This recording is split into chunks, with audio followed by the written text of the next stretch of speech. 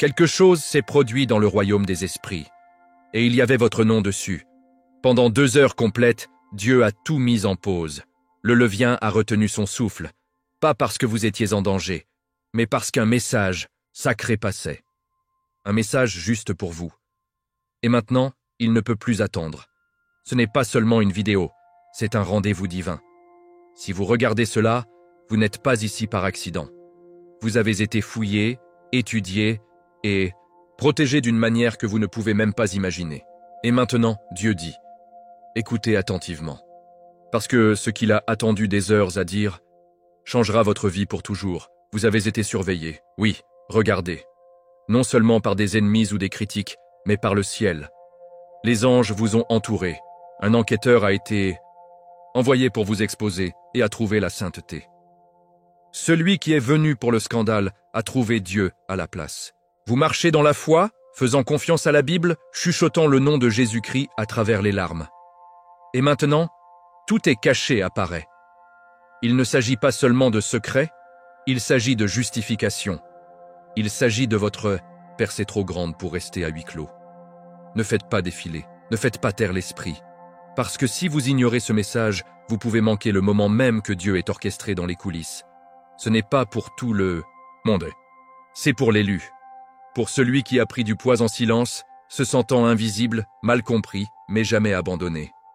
Ceci est votre confirmation, votre appel, votre libération. Et ça commence maintenant. Alors, restez avec moi jusqu'à la fin.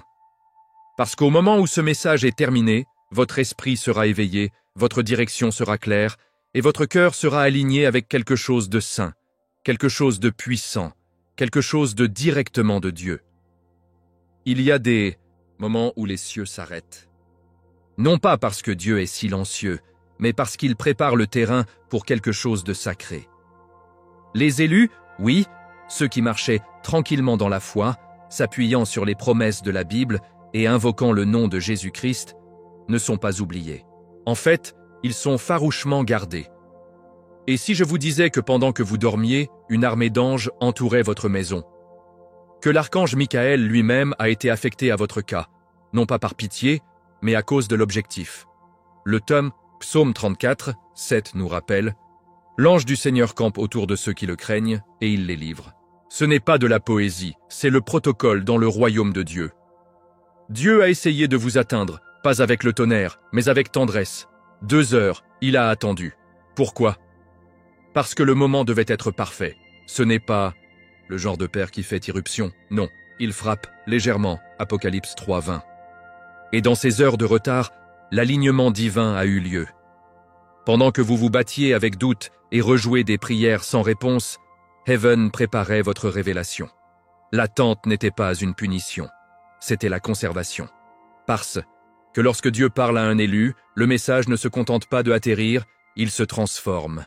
Imaginez ceci, le monde tourne, le chaos partout, mais il y a un projecteur divin sur vous.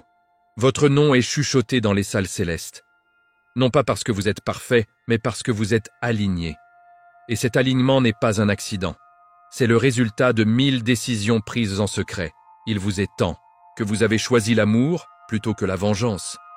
La prière sur la panique, le silence sur la calomnie. Le paradis a tout vu.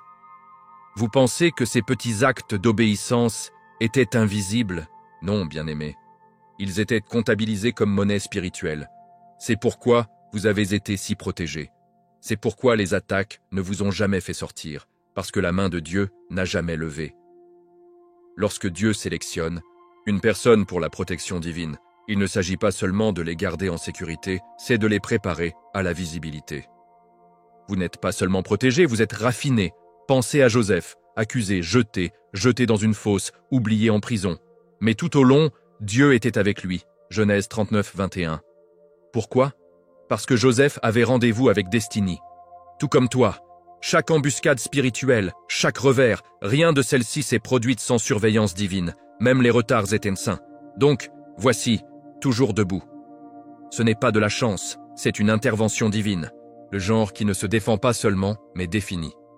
Vous n'êtes pas seulement protégé, vous êtes positionné. Et si vous vous êtes déjà demandé pourquoi les gens autour de vous deviennent si mal à l'aise lorsque vous entrez dans une pièce, c'est parce que votre présence porte quelque chose d'invisible mais indéniablement puissant.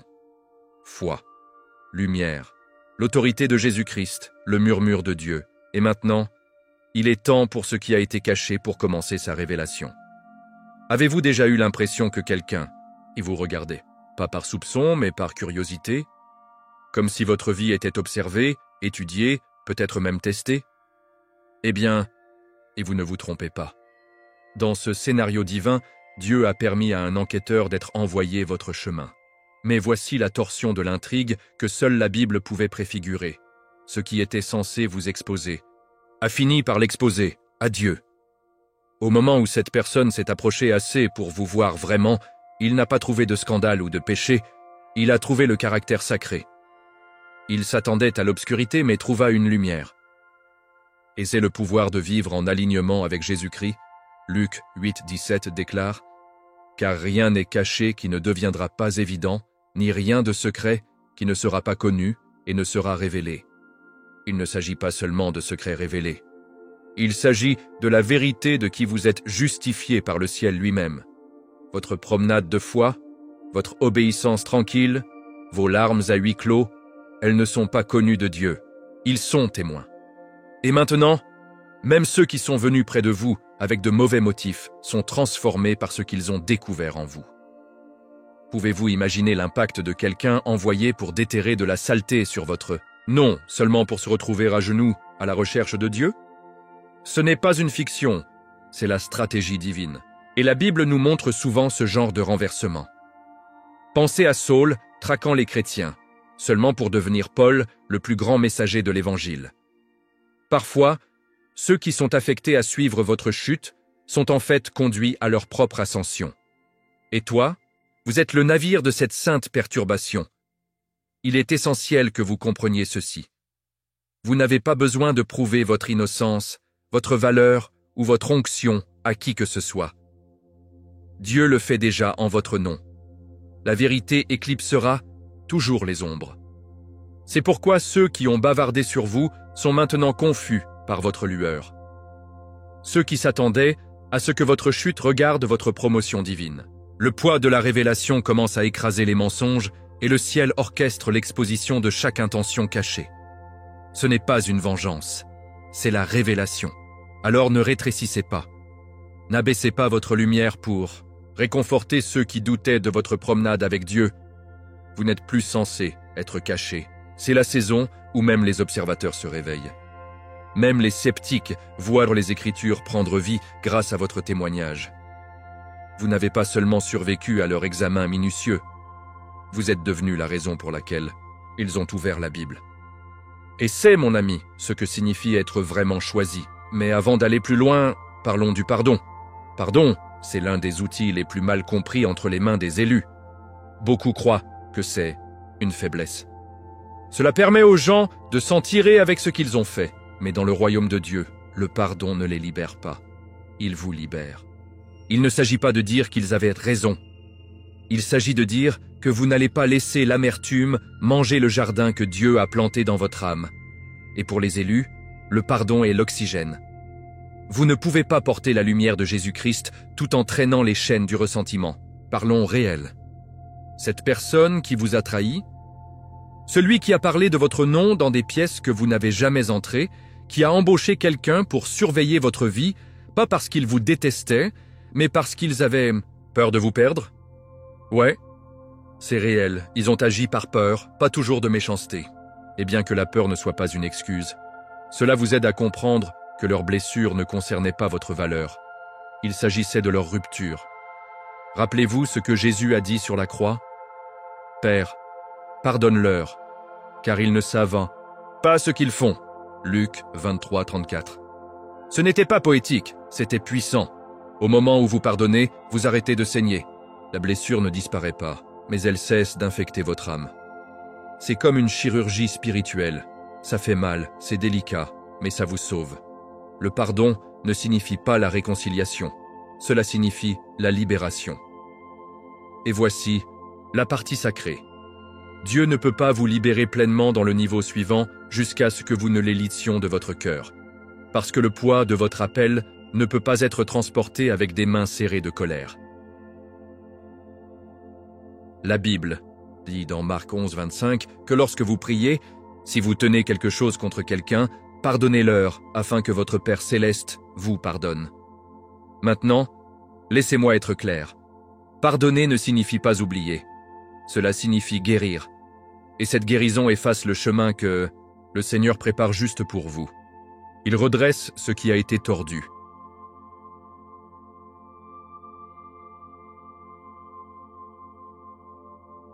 Il adoucit ce qui a été durci. Et surtout, cela vous donne la paix. Le genre de paix que Jésus a promis, pas comme le monde, Jean 14, 27, mais comme le ciel le donne. Cette paix gardera votre cœur et votre esprit lorsque l'ennemi essaie de déclencher votre mémoire. Alors prenez une profonde inspiration. Cette douleur, ce n'est pas gaspillé. Cette trahison, ce n'est pas votre identité. Vous n'êtes pas ce qu'ils ont fait, vous êtes ce que Dieu dit que vous êtes. Racheté, restauré et toujours choisi. Et quand vous pardonnez, vous vous levez, tranquillement, puissamment. Comme Jésus s'élevant de la tombe, score visible mais victorieux. Et juste au moment où ils pensent qu'ils vous ont compris, ils réalisent que vous marchez en puissance de résurrection. Et ce pouvoir mène à quelque chose de plus profond, la transformation. Il y a une raison pour laquelle votre vie ne semble pas ordinaire, ce n'est pas parce que ce n'est pas le cas. Vous n'avez jamais été appelé à se fondre. Dès le début, Dieu vous a marqué avec quelque chose de sacré. Et maintenant, vous marchez dans ce que la Bible appelle le mystère. Un chemin divin si unique, même les anges s'arrêtent en admiration. Dans Pierre 1,12. Ce n'est pas un battage médiatique spirituel, c'est la sainte réalité. Vous avez été mis à part par Dieu, non pas pour le confort, mais à un but, et ce malaise que vous avez ressenti ces derniers temps, cette agitation interne, qui ne vous permet pas de vous installer, c'est le bruit de la transformation qui frappe à la porte. Vos pas ont été guidés, même lorsque vous vous êtes senti perdu. Chaque délai, chaque rejet, chaque porte fermée était le ciel chuchotant. Pas de cette façon, bien-aimé, il y a plus. Vous n'étiez pas refusé, vous étiez redirigé. Et maintenant, alors que vous vous tenez au bord de votre affectation divine, le changement devient indéniable. Vous ne riez pas aux mêmes blagues. Vous n'avez pas envie des mêmes cercles. Vous ne poursuivez pas ce que les autres poursuivent. Pourquoi ? Parce que l'Esprit de Dieu vous éveille. Et quand Dieu éveille un choisi, il ne demande pas la permission. Il enflamme leur but. Même les gens qui vous regardent changent. Ce même enquêteur qui est venu chercher des défauts, il est parti avec la foi. Il est venu en tant que critique, mais est parti en converti. Pourquoi ? Parce que la vraie transformation n'a pas besoin d'explication. Elle a besoin de preuves, et les preuves de votre vie sont écrasantes. C'est dans votre paix, c'est dans votre résilience. C'est dans la façon dont vous parlez, marchez, priez et aimez. Vous êtes devenu un témoignage vivant, une épître de marche comme Paul a écrit dans 2 Corinthiens 3, 2. Vous êtes une lettre de Christ, écrite non avec de l'encre, mais avec l'Esprit du Dieu vivant. Mais ne le tordez pas. Cette transformation n'est pas venue bon marché. Vous l'avez payée en larmes, en isolement, en guerre et en innombrables nuits, en vous demandant si Dieu vous a toujours vu. Il l'a fait, et maintenant il le rend public. C'est votre moment de dévoilement, pas de se vanter, mais de bénir. Pas pour jouer, mais pour proclamer. Et Dieu vous invite à le dire à haute voix. Je suis prêt. Tapez-le, le déclarez, priez, criez-le si vous le devez. Parce que le ciel répond à la foi audacieuse. Et la Bible dit que le Seigneur racheté le dise. Psaume 107, 2. Voici donc votre invitation. Embrassez le nouveau vous. Embrassez la voix qui monte, le manteau qui tombe sur vos épaules, l'onction qui augmente.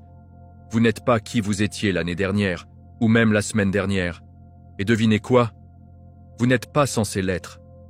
Le monde a essayé de vous mettre en place, mais Dieu a cassé le moule. Vous avez été transformé non seulement pour vous, mais pour les autres. Et cette transformation, ce n'est que le début. Ce qui vient ensuite nécessite une préparation. Il y a un changement dans l'atmosphère, et si vous avez fait attention, vous pouvez le sentir dans votre esprit.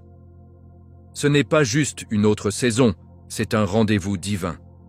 Dieu vous amène à une époque où la vérité rugira plus fort que la peur, et les illusions autour de vous s'effondreront sous le poids de la révélation divine. La Bible dit dans Ecclésiaste 3, 1, « Pour tout, il y a une saison, un temps pour chaque but sous le ciel. Et ceci, c'est votre temps. » Mais voici le hic. Tout le monde autour de vous n'est pas prêt pour la version de vous qui est sur le point d'émerger. C'est pourquoi Dieu vous appelle dans une préparation plus approfondie. Vous ne pouvez pas transporter ce niveau suivant avec l'état d'esprit d'hier. Il ne s'agit pas de s'efforcer plus fort, il s'agit de redonner plus profondément. Vous devez rester dans la parole comme votre vie en dépend, parce que c'est le cas. Vous devez garder votre temps de prière comme s'il s'agissait de l'oxygène, car il l'est. Et vous devez vous demander quotidiennement « Qu'est-ce que Dieu me dit aujourd'hui ?» Parce que ce qui vous a soutenu auparavant ne vous soutiendra pas. Maintenant, la nourriture spirituelle doit devenir fraîche, quotidienne, intentionnelle. Il vous donne des instructions, parfois subtiles, parfois directes, comme des coups de coude dans votre esprit, des confirmations dans les sermons ou même par des étrangers dans la rue. Ne les ignorez pas. Rappelez-vous comment Noé a été dit de construire une arche avant qu'il n'y ait eu une goutte de pluie. Genèse 6,14. Ce genre d'obéissance a sauvé des générations. Et toi, votre obéissance en cette saison pourrait changer votre lignée. C'est à quel point c'est sérieux. Vous ne vous préparez pas à une petite victoire, vous vous préparez pour une percée générationnelle. Dieu a même donné un délai, 10 jours, pas comme une superstition mais comme un signal. Dans les modèles bibliques, 10 représentent souvent les tests, l'achèvement et l'alignement divin. Pensez aux 10 commandements, les 10 fléaux de l'Égypte, les 10 jours de Daniel's Fast, Daniel 1,12. Ces prochains jours ne sont pas ordinaires, ils sont sacrés. C'est le moment de jeûner, de journaliser, de prier des prières spécifiques sur votre destin, d'aligner votre cœur avec la volonté de Dieu. Dites, Dieu, montre-moi ce qui doit aller et ce qui doit grandir. Alors préparez votre autel, créez de l'espace dans votre maison, dans votre cœur, dans vos habitudes. Faites de la place au Saint-Esprit pour faire ce que seul il peut faire. Parce que lorsque le rideau se lève sur ce nouveau chapitre, vous n'aurez pas le temps de construire seulement pour bouger. Et ceux qui ne se sont pas préparés, ils se demanderont comment vous avez bougé si vite, mais vous saurez, vous n'avez pas bougé vite. Vous vous êtes synchronisé avec le timing de Jésus-Christ. Et à partir de cette synchronisation coule l'audace dont vous avez besoin pour marcher dans le but. Vous n'étiez jamais censé vous cacher. Que cela s'enfonce. Le monde a peut-être essayé de réduire votre brillance, vous étiqueter comme trop intense ou trop spirituel. Mais Dieu, il vous a appelé une ville sur une colline. Matthieu 5,14. Et les villes ne se cachent pas. Ils éclairent, ils guident. Et vous, choisis un, êtes né pour porter une fréquence divine qui perturbe l'obscurité simplement en vous apparaissant. Vous avez été chargé du genre de lumière qui ne brille pas, cela déplace les atmosphères. Et cette lumière, ce n'est pas le vôtre. C'est le reflet de Jésus-Christ qui brûle en vous. C'est pourquoi marcher dans votre but peut parfois être si mal à l'aise. Parce que le véritable objectif n'est pas pratique, il est consacré. Cela exige que vous cessiez de jouer et commencez à vivre votre appel avec intentionnalité. Les gens comprendront mal votre paix. Ils remettront en question votre audace. Mais votre vie n'est pas censée s'expliquer. C'est censé exprimer la gloire de Dieu. Et lorsque vous marchez dans cette vérité, vous devenez un témoignage vivant que la foi fonctionne toujours, que la Bible parle toujours, et que Jésus-Christ transforme toujours des vies aujourd'hui. Vous n'avez pas besoin d'une étape pour avoir un impact. Votre salon peut devenir un sanctuaire. Votre lieu de travail peut devenir un champ de mission. Votre présence en ligne peut devenir un hôtel numérique. Parce que l'objectif n'est pas limité par l'emplacement, il est activé par l'obéissance. La façon dont vous traitez le barista, la façon dont vous pardonnez ce SMS, la façon dont vous priez en silence quand personne ne regarde. C'est de là que la lumière sacrée circule. C'est là que le royaume avance. Un choix, un mot, un acte d'amour à la fois. Dieu orchestrait votre élévation, non pas pour que vous puissiez être adoré, mais vous pouvez pointer les autres vers lui. Ne soyez pas surpris si les gens que vous n'avez jamais rencontrés commencent à vous regarder, attirés par quelque chose qu'ils ne peuvent pas expliquer. Ce n'est pas vous, c'est la lumière. Et cette lumière, il expose, mais il guérit également. Il condamne, mais il réconforte aussi. C'est pourquoi vous devez avancer avec ce que j'appelle la paix audacieuse, le genre de paix qui ne tremble pas sous pression, car il sait qui détient le plan. Alors avancez. Pas avec arrogance, mais en toute confiance. Non pas pour impressionner, mais pour avoir un impact. Laissez votre marche être votre témoin. Laissez votre amour être votre langue. Laissez votre cohérence parler plus fort que vos critiques. Parce que Dieu n'écrit pas seulement votre histoire, il le publie. Et ceux qui vous ont une fois négligé, ils vous chercheront bientôt. Mais avant que la page finale ne soit tournée, vous aurez besoin d'une dernière couverture divine. Maintenant, que votre esprit a été éveillé, il ne reste plus qu'une chose à faire. Les révélations que vous avez reçues, la vérité qui vous a percé le cœur, la lumière qui a commencé à brûler plus lumineuse, il ne peut pas être laissé suspendu dans les airs. Il doit être activé. Pas avec le battage médiatique, mais avec un accord sacré. Et cela commence dans la prière. Une sorte de prière qui ne se demande pas seulement, elle s'aligne. Une prière qui ne parle pas seulement, elle écoute. Une prière qui renforce une clôture de feu autour de votre destin et invite la présence de Dieu à habiter, pas de visiter mais de vivre. Alors prions. Père Dieu, nous venons devant vous, avec des cœurs mis à nu. Nous vous remercions pour la protection divine qui nous a protégés, même lorsque nous ne savions pas que nous étions en danger. Nous vous remercions pour l'exposition de la vérité, le courage de pardonner, la force de transformer et la clarté de nous préparer. Light be our armor. Cette prière n'est pas une formalité. C'est une convocation, un moment sacré qui active tout ce que vous venez d'absorber. Mais rappelez-vous, la foi sans frontières devient une vulnérabilité. C'est pourquoi Dieu vous demande d'établir des limites, émotionnelles, spirituelles, relationnelles. Pas par peur, mais par sagesse. Ne pas isoler, mais pour élever. Certaines personnes ne peuvent pas aller là où vous vous dirigez. Certaines opportunités ne sont pas divines, juste distrayantes. Et vous avez besoin du discernement pour connaître la différence. C'est pourquoi vous avez été appelé pour regarder ça. Dieu affine votre oui et fortifie votre non. Au fur et à mesure que vous avancez, rappelez-vous ceci. La justification appartient à Dieu. Vous n'avez pas besoin de poursuivre les explications ou de forcer la fermeture.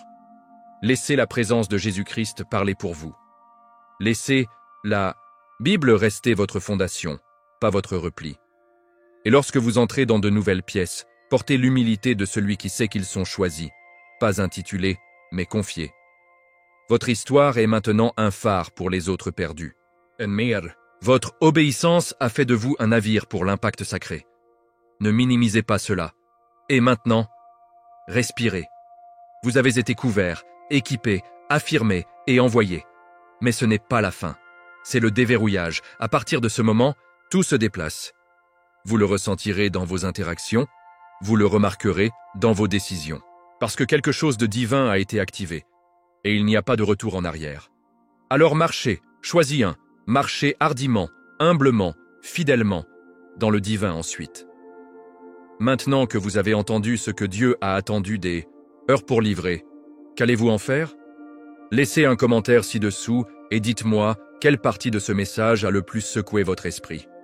Avez-vous déjà eu l'impression que quelqu'un regardait votre promenade seulement pour réaliser que c'était Dieu depuis le début? Je veux entendre votre histoire, votre réaction, votre révélation. N'oubliez pas de vous abonner et de frapper cette icône belle, parce que ces messages sacrés ne se conforment pas, ils se transforment. Et vous ne voulez pas manquer ce qui va suivre. En parlant de Next, la vidéo qui s'apprête à apparaître sur votre écran, ce n'est pas aléatoire, c'est votre prochaine instruction divine.